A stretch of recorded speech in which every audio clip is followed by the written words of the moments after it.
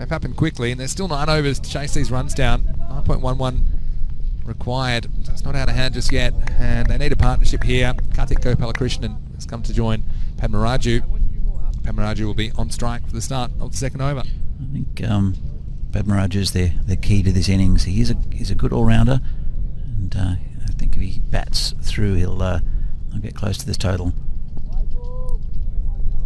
It's a bit loose there from Sandeep. And as I mentioned before, I think Rohit Ishmoini didn't really feature yesterday with a bat. He's a good bowler, but he can hit some quick runs. This one's bowled him.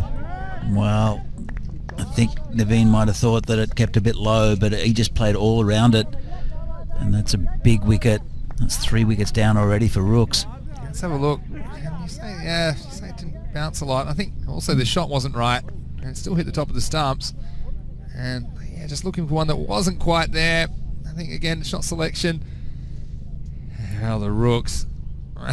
They feel like they've come out with a good attitude, but they just haven't.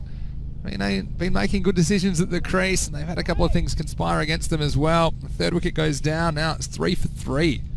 Yeah, look, Sandeep just come wide of the crease. When he comes in, he has one large pace out towards the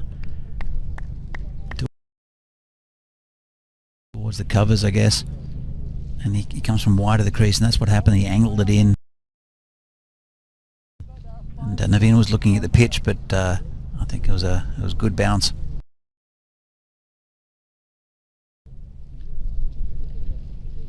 Here comes the bowler to the new batsman.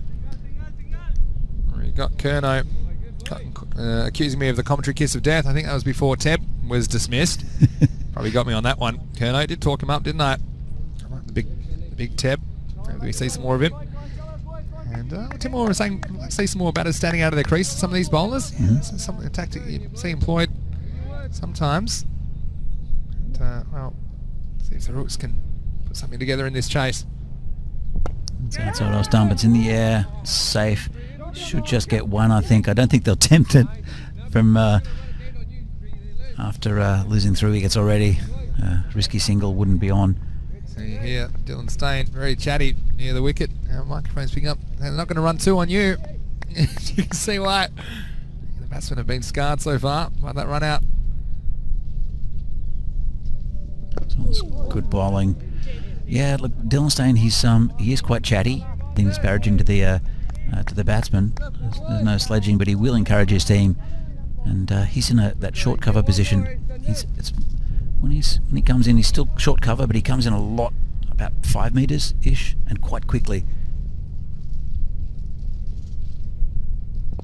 It's just been pushed down to third man again, and there's also that short mid wicket. I mentioned that. I think it's very, very important. It's Rico's favourite position. Yeah, I think it's useful on this surface where it has the quickest outfield as well. So you're a chance to get to cross to some of those balls that hit along the ground. Here's the last ball of the second over. Hit down the ground. Ali's there. They won't take one. So I think there was a run on. Yeah, end of the over as well. Good one from Sandeep Tiwari. Only 4 runs off it and a wicket. And it's 6 for 3 after 2 overs. And well, Kerno said, well, this start is reminiscent of the Dragon Wagon. For those that were there. Yeah,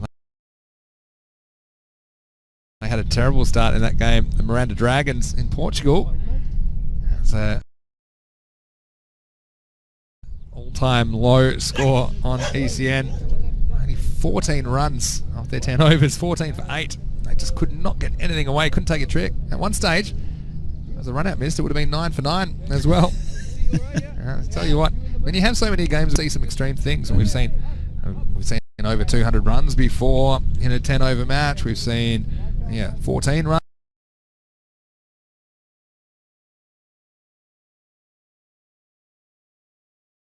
I've seen before. Kamal. You didn't bowl today, actually, Kamal, for some reason.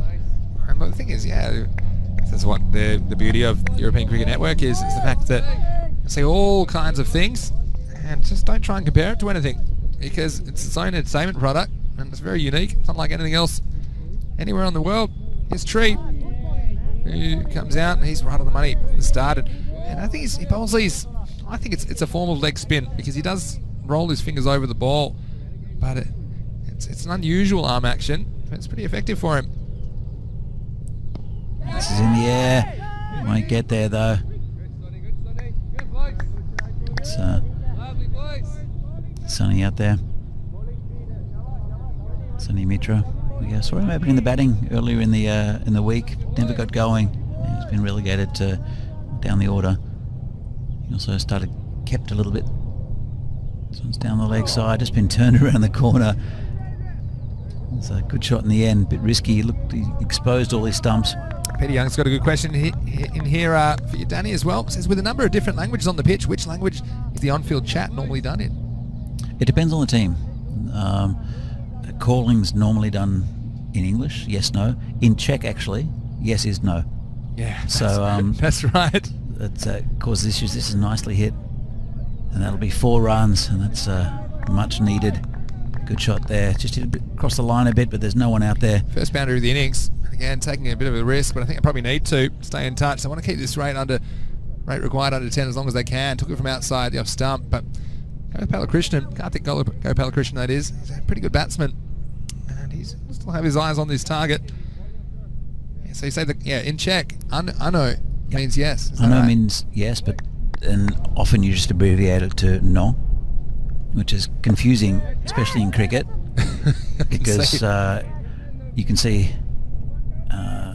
Czech batsmen who speak mainly Czech, who come to the crease.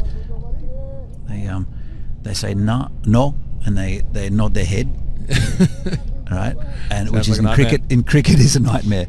Ne is no in Czech, so no and ne, or ano, really, yeah. But no. Yeah. And it takes a while to get used to that when you see people nodding their head and saying no.